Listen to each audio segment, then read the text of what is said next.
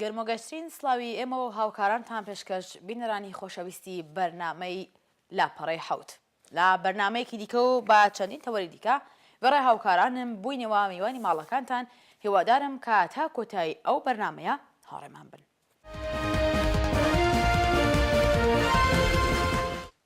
ڕێکخراوی نەتەوەی گرتوەکان ڕۆژی هەینی 21 نۆڤەمبری 2014 زاینی لە بڕیارنامەیەکدا داوای لە هەموو وڵاتانی ئەندام کردووە کە هاوسەرگیری ئەو منداڵانەی کە تەمەنیان لە ژێر 18 ساڵیدایە و هەروەها هاوسەرگیری زۆرە ملی قەدەغە بکەن و یاسا و ڕێسای پێویست بۆ بەرگری لەو جۆرە ڕووداوانە دابنێن و لەگەڵ بەڕێوەبەران و ئەو کەسانەی پەرە بەو جۆرە هەڵسوکەوتانە دەدەن سزا بدرێن.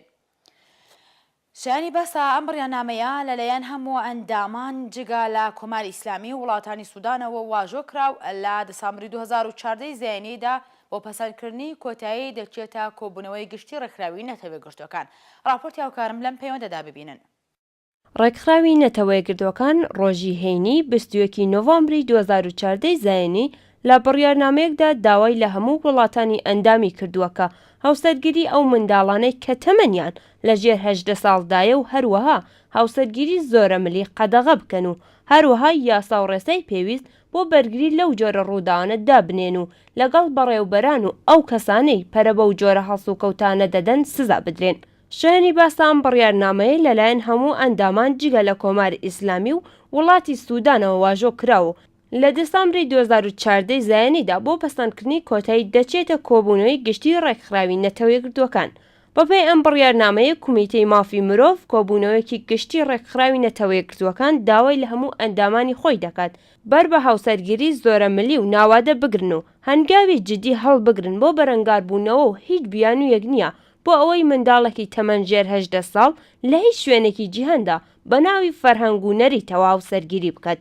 زۆرترین ڕێژەی هاوسەرگیری منداڵان لە باشووری ئاسیا و وڵاتانی سەحرای ئافریقا و ڕۆژاوای ئافریقا ڕوودەدات. لە نایجێریا 77% ژنانی 20 تا 49 ساڵ زۆرتر لە تەمەنی 18 ساڵی هاوسەرگیریان کردووە. بەنگلادش و هندوستان لە ڕێژەی ئەو وڵاتانن کە لەو بابەتەدا ئامارێکی زۆر بەرزیان هەیە و 1/3 ئەو کچە منداڵانەی کە لە تەمەنی ژێر 18 ساڵیدا هاوسەرگیری دەکەن خەڵکی وڵاتی هندوستانن. کریستێن کالامۆنیا نوێنەری هەمیشەی زامبیا لە ڕێکخراوی نەتەوەی گرتوەکان لەم بابەتەوە دەڵێت هاوسەرگیری منداڵان نەتەنها ئەبێتە هۆی نابەرابەری ڕەگەزی و بربەست بۆ سەرکەوتنی ژنان لە بوارە جۆراوجۆرەکاندا بەڵکو کاریگەری نەرێنی لەسەر لەش و دەرونی ئەو ژنانە دادەنێت. لەو کاتەدا بەرەنگاری لەگەڵ نەخۆشی گەلێک وەک ئێدز مردن بەهۆی منداڵبوونی ناوادە و هەروەها لەباربرنی منداڵ بەهۆی کەمتەمەنیەوە دژوارتر دەبێت. لە ئێستادا زیاتر لە 700 میلیۆن ژن لە سەراسەری جیهان لە تەمەنی منداڵیدا هاوسەرگیریان کردووەکە. لەم ڕێژەیە نزیکەی 25 میلیۆن ژن لە کاتی هاوسەرگیریدا تەمەنیان کەمتر لە 15 ساڵ بووە. ماوەیەک لەمەوە پێش ئەنجومەنی سەرمایەی خەڵکی ڕێکخراوی نێونەتەوەی لە راپۆرتێکدا هۆشداریدا بوو کە لە نێوان ساڵەکانی 2011 تا 2020 زیاتر لە 140 میلیۆن کەش بە وتەی ئەوان بووکی منداڵ دەبن کە مەبەستیان لە مێر منداڵانێکە کە لە تەمەنی ژێر 18 ساڵیدا هاوسەرگیری دەکەن. بەپێی لێکۆڵینەوەکانی ڕێکخراوی نەتەوەی گرتوەکان زۆربەی دایک و باوکەکان وا ئەزانن کە ئەگەر کچەکانیان لە تەمەنی کەمدا هاوسەرگیری بکەن ئەوە لە توندوتیژی و دەستدرێژی سەکسی لە ئەماندا دەبن. بەڵام ئەو باوەڕە هەڵەیە و سەبارەت بەو کچانەی لە تەمەنی ژێر 18 ساڵیدا هاوسەرگیریان کردووە لە بەرامبەر کچانی دیکەدا زۆرتر تووشی توندوتیژی دەبن. هاوسەرگیری منداڵان بابەتێکی گرنگە کە لە وڵاتانی دواکەوتوو بەرچاو دەکەوێت و هۆکارەکەی دەگەڕێتەوە بۆ بێسەوادی، نابەرابەری ڕەگەزی، سونەت، ناگاهی و هەژاری. بەپێی لێکۆڵینەوەکان هاوسەرگیری لە تەمەنی کەمدا کاریگەری نەرێنی لەسەر جەستە و دەرونی توشبوانی هەیە. ئەو منداڵانە لە زۆربەی حاڵەتەکاندا لە مافی دەرس خوێندن و بەشداری لە کار و هاوکاری کۆمەڵایەتیەکانیان بێبێژ ئەبن و جیا لە نەخۆشین گەلێک وەک ئیدز و لەباربردنی منداڵ زۆربەی مردنەکان لە کاتی منداڵ بوون یا دوای منداڵ بوون لە کچانی تەمەن ژێر 18 ساڵ ڕوودەدات. لە ساڵی 2011 راپۆرتی زیاتر لە 1300 ڕووداوی هاوسەرگیری زۆرە ملی لە بریتانیا بەدەستی پۆلیس گەیشتووەکە لە هەر 6 نەفەر یەک کەسیان تەمەنی کەمتر لە 15 ساڵ بووە. لە مانگی ژوئانی 2014 بەدواوە ئیجبار بە هاوسەرگیری بە تاوان ئەژمار دەکرێت و بۆ ئەو کەسانەی کە بەشداری ئەو تاوانە بن تا 17 ساڵ زیندانی بەدواوە دەبێت. هاوسەرگیری کچەکەم تەمەنەکان لە باشووری ئاسیا و هەندێک لە ناوچەکانی ئافریقا زۆرترە لە ناوچەکانی تری جیهان. لەو ناوەدا زۆرترین هاوسەرگیری کچانی کەم تەمەن لە بەنگلادێشدا و هێندوستاندا ڕووی داوە. یەک لە سێی ئەو کچانە لە وڵاتی هێندوستانن. ئەو بڕیارنامەیە لە کاتێکدا پەسەند کرا کە کۆماری ئیسلامی و سوودان دژایەتی ئەو بڕیارنامەیان کرد. لە بەشێکی ئەو بڕیارنامەیە داهاتووەکە وڵاتانی ئەندام دەبێت مافی ژنان بەسەر لەشی خۆیان و مافی دووگیانبوونی ژنان بپارێزن. کۆماری ئیسلامی و سوودان نیگەرانی خۆیان لەسەر ئەو بەشەی بڕیارنامەکە دەربڕیە و ئەو بەشە بە دژایەتی لەگەڵ دین و عۆرفی خۆیان دەزانن. ڕێکخراوی مافی مرۆڤی دادپەروەری بۆ ئێران لە راپۆرتێکدا بە ئاماژە بە ئاماری فەرمی سازمانی سەبت ئەحواڵی کۆماری ئیسلامی هەواڵی هاوسەرگیری 31,000 کچی کەم تەمەنی ژێر 15 ساڵ لە 9 مانگی یەکەمی ساڵی 1392 بڵاو کردووەتەوە. ئەم ڕێژەیە بەرامبەرە لەگەڵ 5% هەموو هاوسەرگیریەکانە لەو ماوەیەدا.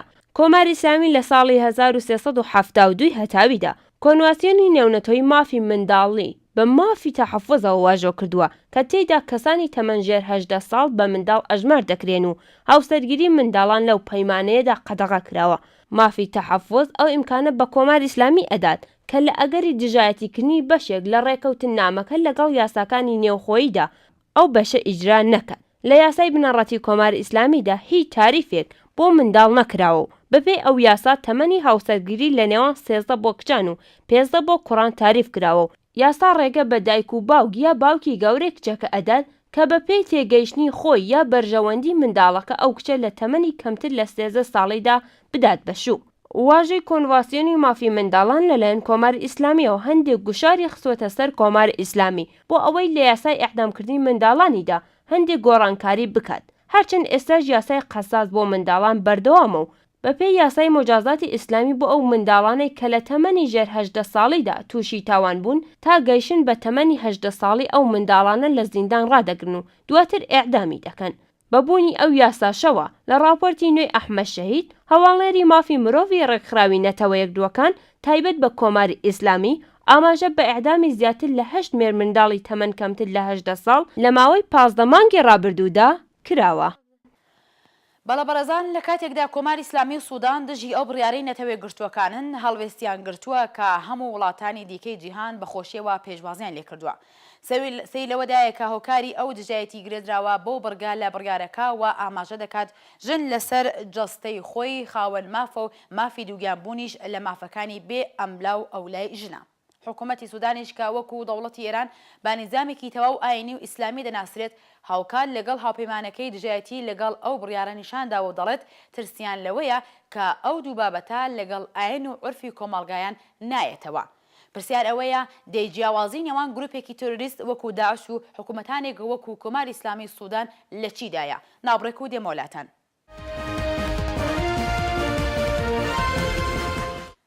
کۆماری ئیسلامی بەوەش ناوەستێتەوە و بە ئاشکرا لە دەنگ و ڕەنگی خۆی پڕۆپاگەندا بۆ هاوسەرگیری کچان لە تەمەنی خوار دەکات و بە شانازێوە کەسانێک دێنێتە سەر شاشەی تەلەڤیزۆن کە لە تەمەنی ژێر 18 ساڵ دوو منداڵیان هەیە و ئەوە بە نمونەی کردار و هەڵسوکەوتێکی ئیسلامی و ئینسانی وەسف دەکات. هەڵبە زۆرێک لە کارناسان لە باوەڕدان کە ئەو هەڵوێستەی کۆماری ئیسلامی شتێکی سیر نییە لەبەر ئەوەی کە ئەگەرچی حکوومەت ئیسلامی هەوڵی داوە کە خۆی نمونەی ئیسلامی مۆدرن نیشان بدات بەڵام کە سەیری یاساکانی بنەماڵە و یاسای سزای ئیسلامی دەکەین یان کاتێک دەگەڕێنەوە بۆ نووسراوە شەرعیەکانی دامەزرێنەری ئەو نیزامە واتە خومێنی لە کتێبی تەوزیحول مەسائل بە ڕوونی دەبینین کە تەنانەت گۆڕانێکی بچووک لە یاساکانی 1400 ساڵ لەمەوە پێشی ئاینی ئیسلامیان نەداوە و دەق هەمان ناوەڕۆکیان گواستۆتەوە بۆ سەدەی 21 و وەکو یاسا بۆ ئیدارەکردنی وڵاتێکی پان و بەرین بە ناوی ئێران بەسەر خەڵک دەسەپێنن. ئەگەرچی کۆماری ئیسلامی خۆی بە نێزامێکی لایەنگر و داکۆکیکار لە مافی ژنان نیشان دەدات بەڵام تاکو ئێستا تەنانەت حکومێکی دژە ئینسانی وەکو سەنگسار بەڕێوە دەبات. تاکو ئێستاش دەیان هەزار کچی ژێر تەمەن 18 ساڵ و تەنانەت بەپێی ئامارەکانی خۆیان ژێر 15 ساڵ و بە زۆرەملی هاوسەرگیریان پێدەکەن و یاساکانی ئاینی ئەو حکوومەتە ناتوانێت ڕێگری لەو کردەوە کۆنەپەرستانە بێت.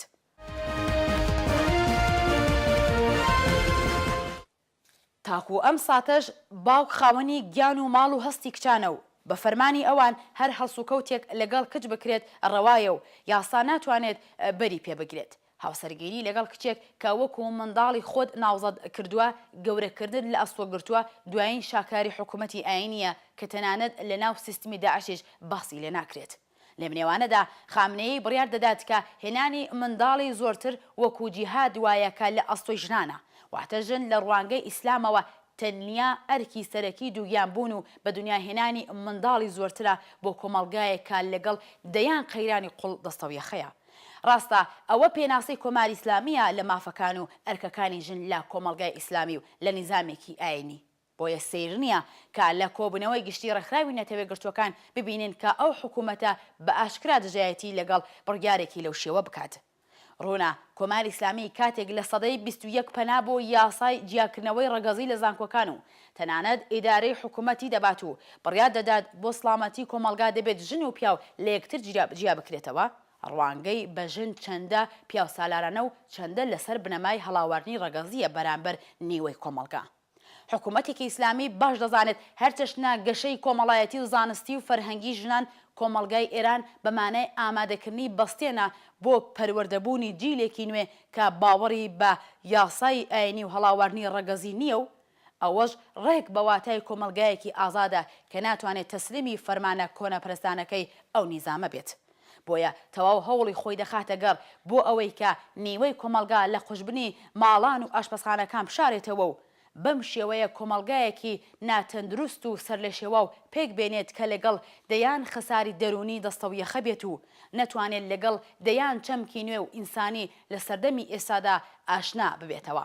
بێگومان کوشتنی ڕوحی ئینسانی لە ژنان یەکەمین ئامانجی حکوومەتی ئیسلامیە کە ئەوەش دەرەنجامەکەی کوشتنی ڕوحی ئینسانی و ئازایەتی و پێشکەوتنخوازیە لە تاک بە تاکێکی کۆمەلگا بەژن و پیاوەوە.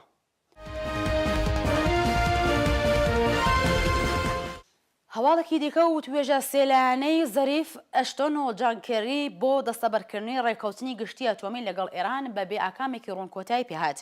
ئەگەری درێژکردنەوەی دوامۆڵەتی کۆتایی بۆ جارێکی دیکە تا مانگی مارسی 2015 لە ئارادایە. هاواڵەکان لاڤیان بازلەوە دەکەن کە ناکۆکیی لەسەر پرسەکانی وەک ڕێژەی پێداننی و دیاریکردنی کاتی هەڵوەشانەوەی گەمارۆکان هەوڵەکان بۆ کۆتایی هێنان بە قەیرانی 12 ساڵەی ئێرانی بێ ئاکام هێشتەوە و ڕێگەچارەیەک جیا لە درێژکردنەوەی دووبارەی دوامۆڵەتێک کە تەنیا 4 ڕۆژ تا کۆتایی ماوە نەهێشتێتەوە. ڕاپۆرتێک لەم بارەیەوە ببینن. مۆڵەتی وتوێژە ئەتۆمیەکانی کۆماری ئیسلامی و گروپی 501 تا یەکی ژوئیەی ساڵی 2015 درێژکرایەوە. تا کۆتایی ئەو مۆڵەتە کۆماری ئیسلامی مانگانە 600 ملیۆن لە داراییە بلۆکراوەکانی خۆی لە فرۆشی نەوت بەدەست دەگاتەوە.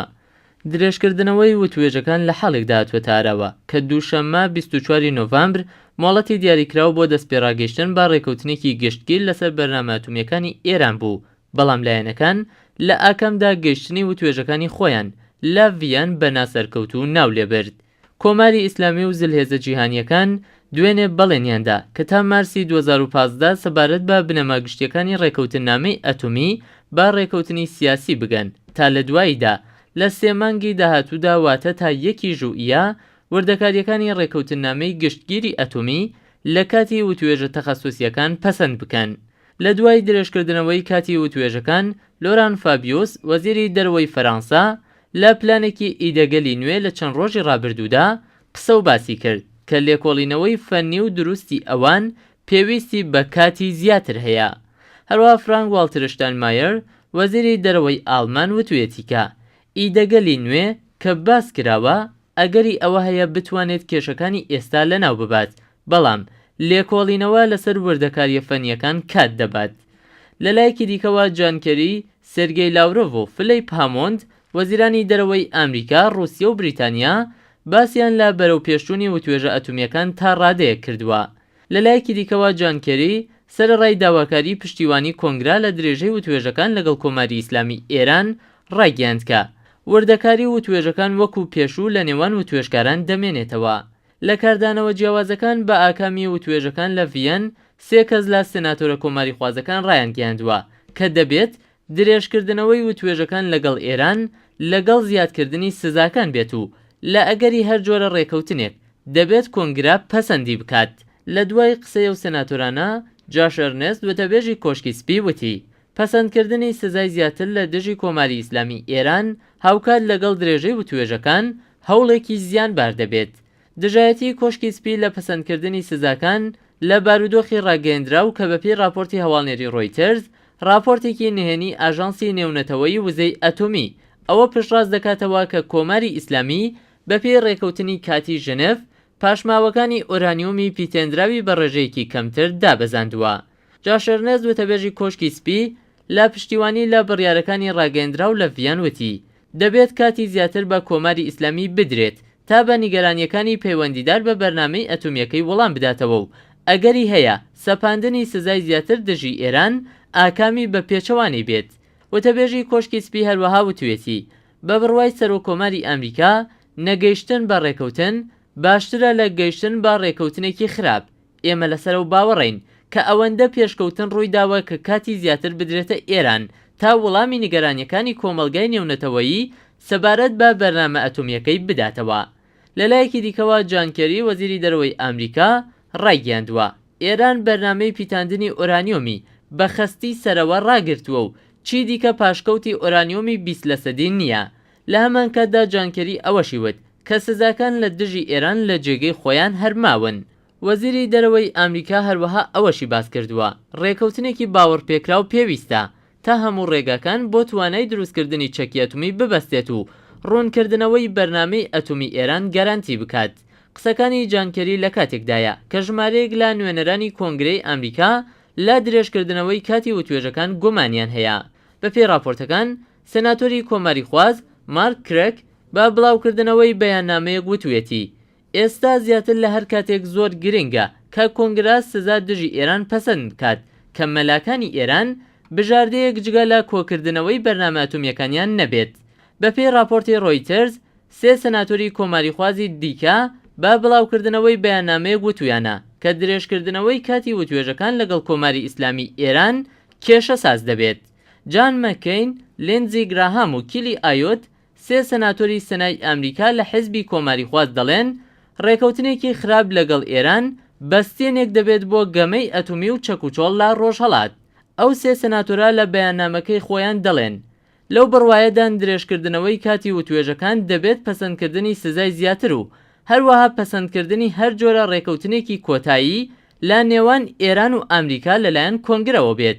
لەلایەکی دیکەوە لۆران فابیۆز وەزیری دەرەوەی فەرەنسا بە ئاماژەدان بە کۆتاییاتنی وتوێژەکان لە ڤیان وتوێتی وتوێژەکانی ئەتۆمی لە نێوان ئێران و زلهێزە جیهانیەکان تا ڕادەیەک ئەرێنی بووە.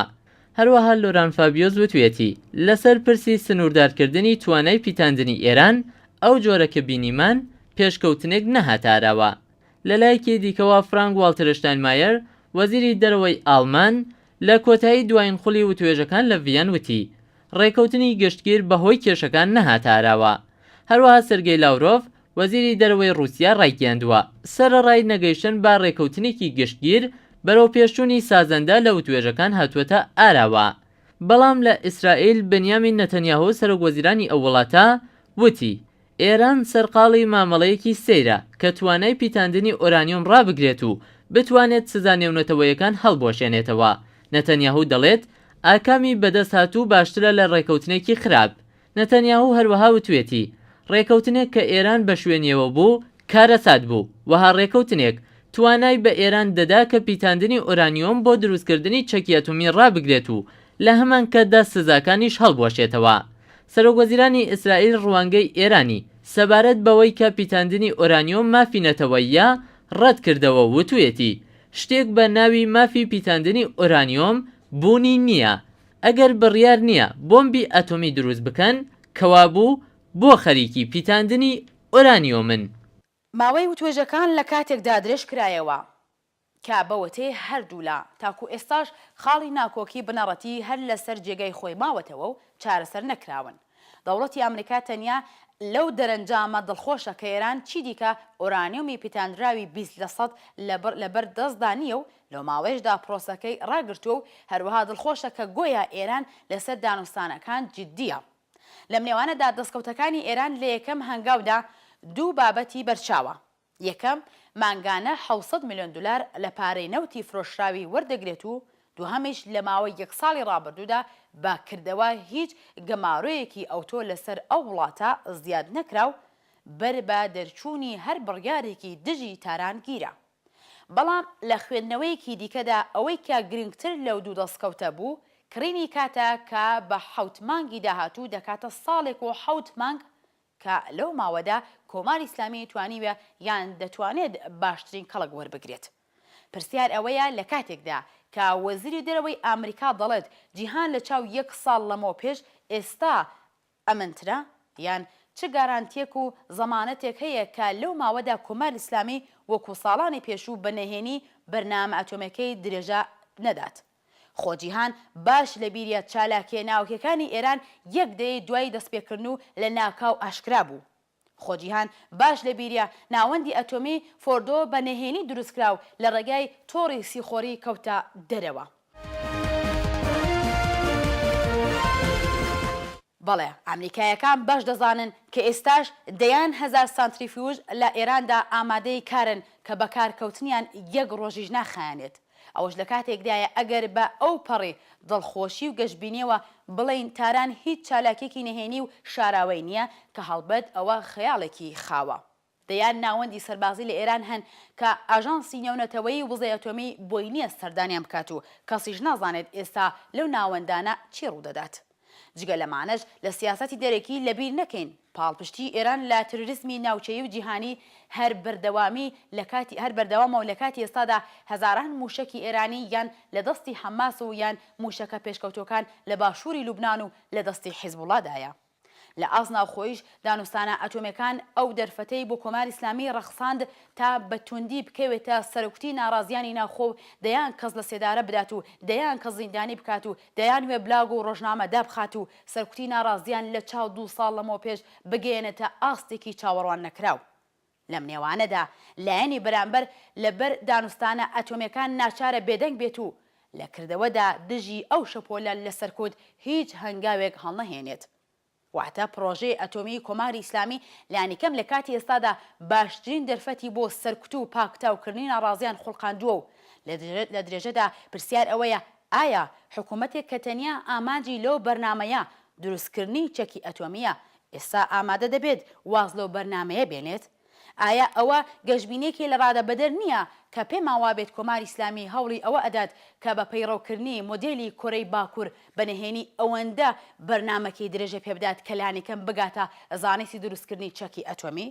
پرسیار ئەوەیە کە ئایا ڕۆژئاوا و بەتایبەت ئامریکا ئەوەندە بربەستیان بۆ حکوومەتی ئاینی دروست کردووە کە دڵنیابن چی دیکە ناتوانێت ئامانجەکانی لەو بوارەدا بپێکێت یان دیسانەوە وەکو 36 ساڵی ڕابردوو دیسان دەکەونە دوای فریوی تاران و ئەم جارە پێکرینەکانی مەلای دیپلۆمات واتە ڕۆحانی کاتی پێویست بۆ ئێران دەخڵقێنێت دەبێت بۆ ماوەی 4 مانگ ڕاوەستین تا دەرەنجامی کۆتایی ئەم ئەو توێژانە دەرکەوێت چۆن بە باوەڕی هەموو کارناسان ماوەی دیاریکراو ئەم جار بە هیچ شێوەیەک درێژ ناکرێتەوە.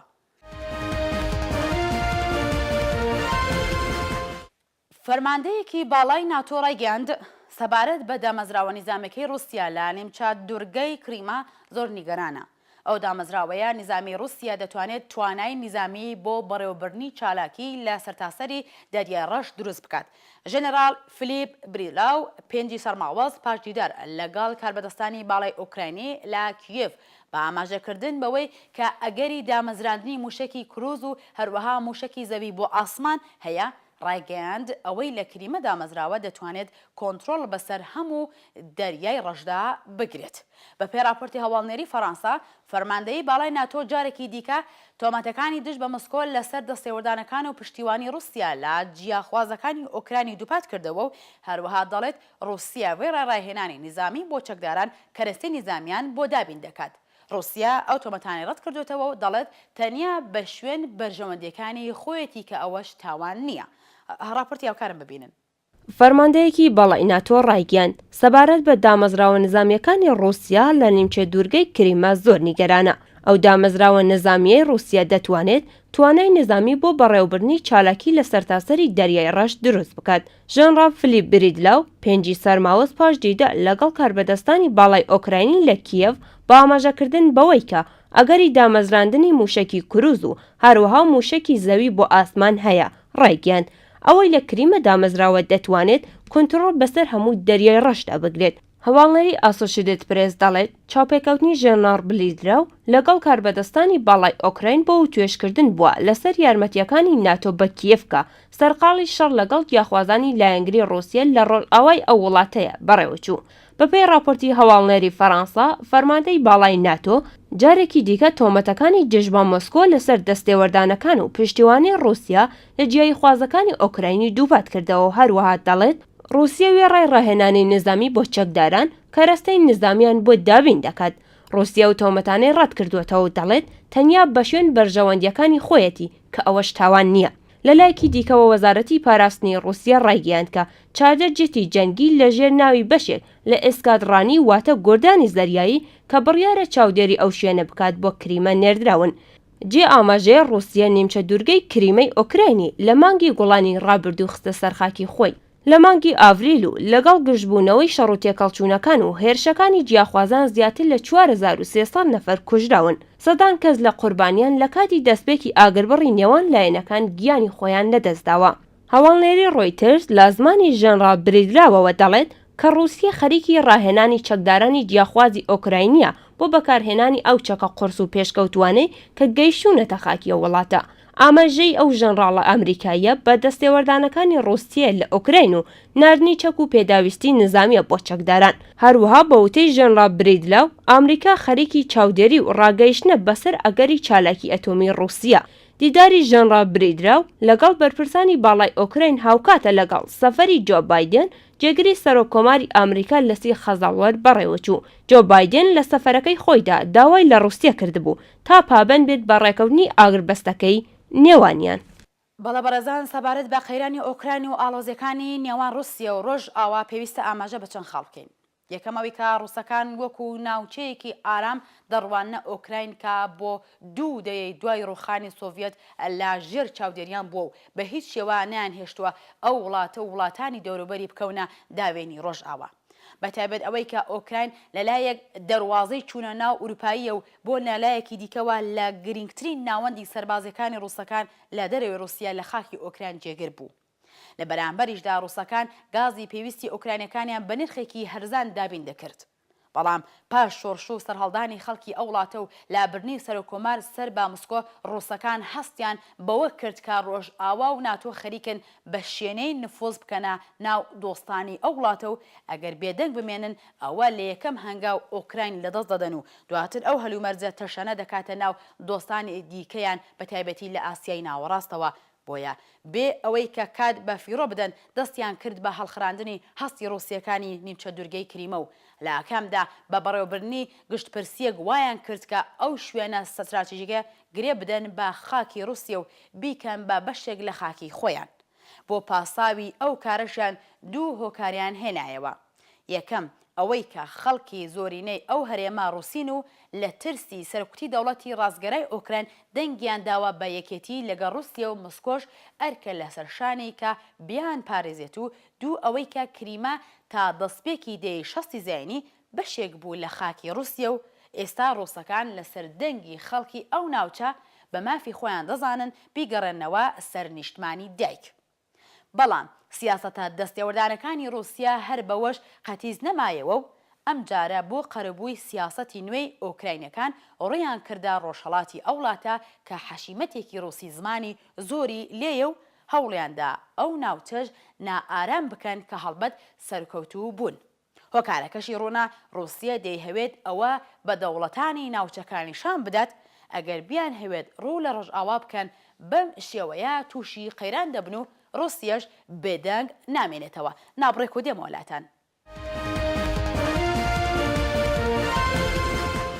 و بەڵام لە خاڵی دووهەم بابەتی گرنگ لەم نێوانەدا سیاسەتی دەرەکی دەوڵەتی ئۆبامایە لە مەڕپرسی ئۆکراین کە ڕەخنەی زۆری لێکەوتەوە تا ئەو جێگایەکە وەکو نیشانەیەک لە لاوازی دەوڵەتی ئۆباما لە سیاسەتی دەرەکی وەسف کراو دەکرێت.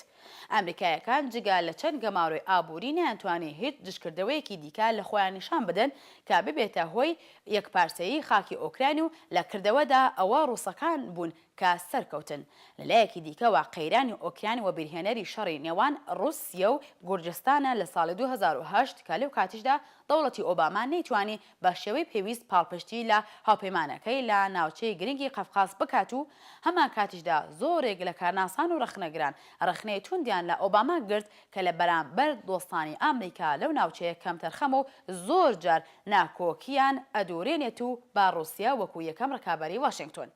ئێستاش لە قەیرانی ئۆکراین بە شێوەیەکی دیکە پێدەچێت هەمان سێناریۆ دووپات کراوەتەوە. ڕۆنا چارەنووسی کریمە گرێدراوە بە رووسیا و دیارە کە چی دیکە هەلومەرج لە ڕۆژهەڵاتی ئۆکراین وەکو ڕۆژانی پێش دەستپێکی قەیران نابێتەوە. پرسیار ئەوەیە وڵاتانی دیکەی سەر بە رووسیا لە ناوچەی ئاسیای ناوەڕاست بە چاوکردن لە قەیرانی ئۆکراین و شێوازی بەرەڕووبوونەوەی ڕووسەکان ئایا ئەوانش جارێکی دیکە هەوڵی ئەوە ئەدەن کە لە مسکۆ دوورکەونەوە و ڕوو لە ڕۆژئاوا بکەن؟ بینەرانی خۆشەویستی بەرنامەی لاپەڕەی حەوت بەم شێوەیە بەرنامەکەتان پێشکەشکرا تا بەرنامەیەکی دیکە کات خۆش.